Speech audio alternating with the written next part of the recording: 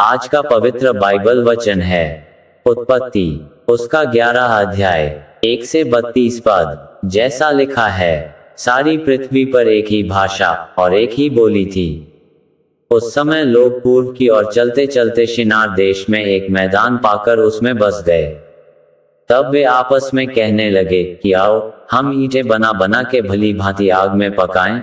और उन्होंने पत्थर के स्थान में ईंट से और चूने के स्थान में मिट्टी के गारे से काम लिया। फिर उन्होंने कहा, आओ, हम एक नगर और एक गुम्मट बना लें, जिसकी चोटी आकाश से बातें करे। इस प्रकार से हम अपना नाम करें, ऐसा न हो कि हमको सारी पृथ्वी पर फैलना पड़े। जब लोग नगर और गुम्मट बनाने लगे, तब इन्हें देखने के लिए यहोवा उतर आया। और यहोवा ने कहा, मैं क्या देखता हूँ कि सब एक ही दल के हैं और भाषा भी उन सब की एक ही है। और उन्होंने ऐसा ही काम भी आरंभ किया। और अब जितना वे करने का यत्न करेंगे, उसमें से कुछ उनके लिए अनहोना न होगा।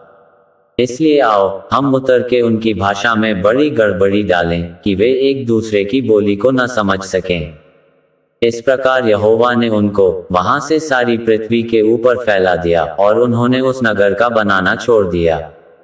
इस कारण उस नगर को नाम बाबुल पड़ा, क्योंकि सारी पृथ्वी की भाषा में जो गड़बड़ी है, सो यहोवा ने वहीं डाली। और वहीं से यहोवा ने मनुष्यों को सारी पृथ्वी के ऊपर फैला दिया। शेम की वंशावली यह है। जल प्रलय के 2 वर्ष पश्चात जब शेम 100 वर्ष का हुआ, तब उसने अर्पक्षद को जन्म दिया। और अर्पक्षद ने जन्म के पश्चात शेम 500 वर्ष जीवित रहा और उसके और भी बेटे बेटियां उत्पन्न हुई। जब अर्पक्षद 35 वर्ष का हुआ, तब उसने शेलह को जन्म दिया। और शेलह के जन्म के पश्चात अर्पक्षद 403 वर्ष और जीवित रहा और उसके और भी बेटे बेटियां उत्पन्न हुई। जब शेलह 30 वर्ष का हुआ, तब उसके द्वारा एबेर को जन्म हुआ। और एबेर के जन्म के पश्चात शेलह 403 वर्ष और जीवित रहा और उसके और भी बेटे बेटियां उत्पन्न हुई। जब एबेर 34 वर्ष का हुआ, तब उसके द्वारा पेलेग का जन्म हुआ। और पेलेग के जन्म के पश्चात एबेर 430 वर्ष और जीवित रहा और उसके और भी बेटे बेटियां उत्पन्न हुई। जब पेलेग 30 वर्ष को हुआ, तब उसके द्वारा रू का जन्म हुआ। और रू के जन्म के पश्चात पेलेग 209 वर्ष और जीवित रहा और उसके और भी बेटे बेटियां उत्पन्न हुई। जब रू 32 वर्ष का हुआ, तब उसके द्वारा सरूग का जन्म हुआ। और सरूग के जन्म के पश्चात रू 207 वर्ष और जीवित रहा और उसके और भी बेटे बेटियां उत्पन्न हुई। जब सरूग 30 वर्ष का हुआ, तब उसके द्वारा नाहोर का जन्म हुआ। और नाहोर के जन्म के पश्चात सरूग 200 वर्ष और जीवित रहा और उसके और भी बेटे बेटियां उत्पन्न हुई। जब नाहोर 29 वर्ष का हुआ, तब उसके द्वारा तेरह का जन्म हुआ।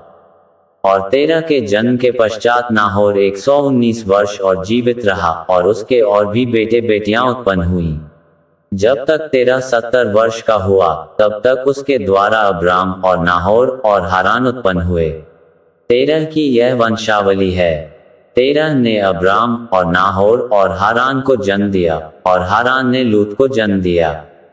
और हारान अपने पिता के सामने ही कसदियों के उर नाम नगर में, जो उसकी जन्मभूमि थी, मर गया।